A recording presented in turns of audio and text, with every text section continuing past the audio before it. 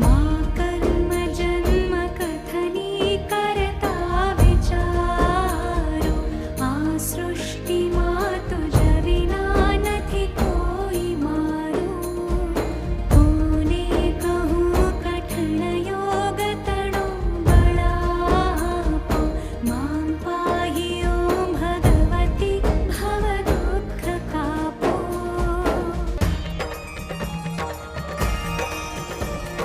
मा